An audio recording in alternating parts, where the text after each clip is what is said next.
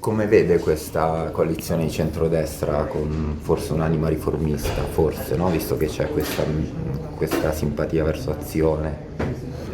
Ma anche io ho molte consonanze con Calenda, così come c'è la Forza Italia. C'è necessità di rafforzare nella politica italiana l'ala più riformista, soprattutto perché dall'altra parte, dalla parte del centro-sinistra, c'è un radicalismo che ormai sta respingendo da tanto tempo il voto, per esempio, di tanti socialisti, riformisti, liberali, che un tempo si sentivano rappresentati forse anche da leadership più riformiste del centro-sinistra, che oggi invece non si riconoscono in quella coalizione. Per quello è importante che il centrodestra rafforzi soprattutto questa sua parte, che è la parte più capace di intercettare le sfide del futuro per questo Paese.